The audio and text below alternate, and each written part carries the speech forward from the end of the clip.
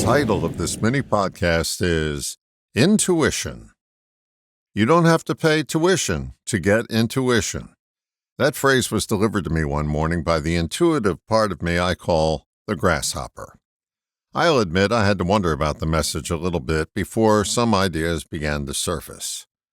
We all have intuition. It's a difficult thing to define, which is why many people poo-poo its existence.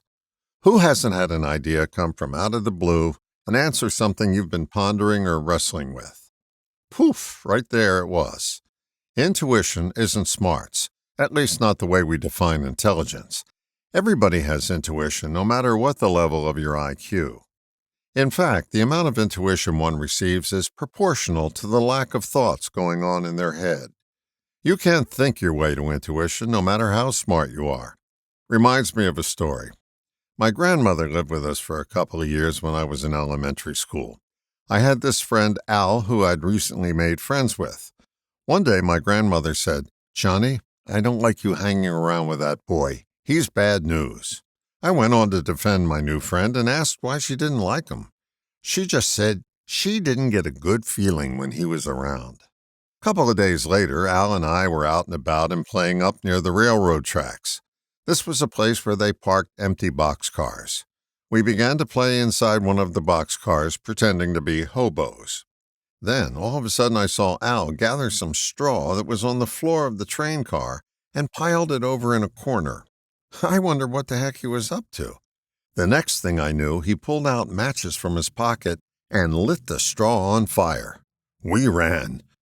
The good news is the fire must have burned itself out with no damage, because when I went by the scene the next day, the boxcar was intact. I stopped hanging around with Al. A couple of years later, we heard that Al was off at reform school. Where did that piece of information my grandmother offered me come from? It was intuition.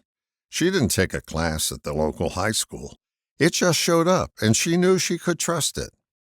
My pal, Jerry Stocking, is fond of saying that enlightenment is closer than your next thought.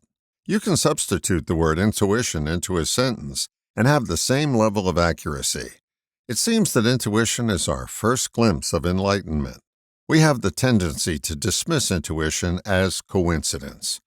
Dr. Wayne Dyer gave us a different definition of coincidence. He said, "The word coincidence does not describe luck or mistakes. It describes that which fits together perfectly." Intuition is perfect. It's raw and unrefined. In fact, it's in the refinement process that we pollute it. Intuition doesn't require thought. It requires recognition, which comes from a different place than our thoughts. Intuition starts as a sensation. Begin to recognize that sensation and nurture it. Too much discussion about it waters it down. Just feel it and trust it. Pay attention to what your body is communicating. It contains a separate intelligence known as intuition, and it's quite adept at putting out fires before they start. All the best, John.